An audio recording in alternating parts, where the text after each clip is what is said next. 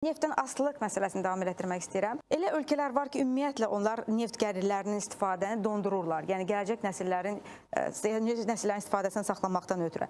Elə ölkələr var ki, onlar limit müəyyən edirlər ki, həmin limiti aşmaq olmaz.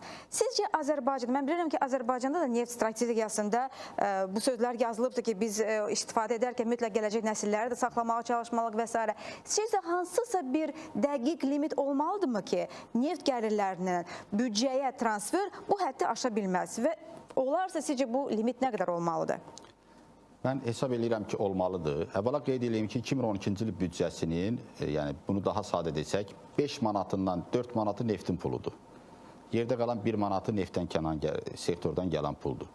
Və həqiqətən də doğru buyurursunuz. Azərbaycanın neft və qaz gəlirlərinin uzun müddətli dövrdə istifadəsi, idarə olunması strategiyasına qeyd olunur ki, neft gəlirlərinin pik olduğu dövrdə həmin gəlirlər 25% gələcək nəsillər üçün saxlanılacaq.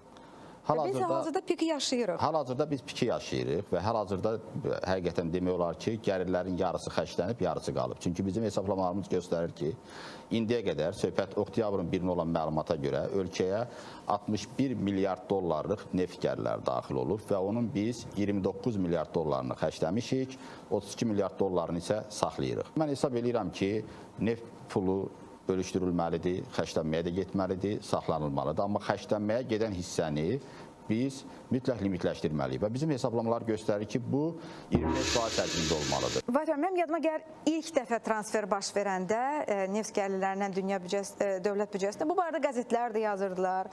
Bu barədə deyilirdi ki, o rəqəm də mən xatırlayıram ki, ilk dəfə 100 milyon idi. Amma bu hər il arta getdi və biz artıq öyrəşdik ki, hər il bizdə bu transferin məbləği, miqyası artır və indi siz artıq dediniz ki, 9,9 milyard, yəni bu çox böyük bir məbləğdir. Mənə maraqlıdır ki, bu qədər məbləği, bu qədər transferi nə ilə əsaslandırırlar? Həqiqətənmi bizim bu qədər transferə ehtiyacımız var? Varlığa nədarlıq. Bizdə o variant işlədilir də bu dəqiqə. Yəni Azərbaycanın bu dəqiqə gəlirlərinin əsas hissəsini burada qeyd olundu. Neft və qazdan olan gəlirlər təşkil edir. İxracını mən qeydlədim. 93% neft və qazdır. Başqa ixrac məhsulları yoxdur. Çox azdır Azərbaycanda. Yəni Azərbaycanda qeyri-neft sektorunun inkişafı yüksək səviyyədə getmir. Bunu heç kim inkar etmir. Ona görə də bu indi Qubad müəllim dedi 25% hədəf götürüb oraya gəlmir. Mən ona razıyam. Yəni bu hədəfə nə vaxt çatmaq mümkündür? Bunu heç kim deyə bilməz bu gün. Bayaq mən qeydlədim.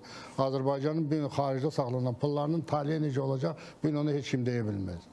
Mən şəxsən 1%-lə Azərbaycan pullarının xaricdə saxlamasını əleyhinəyəm.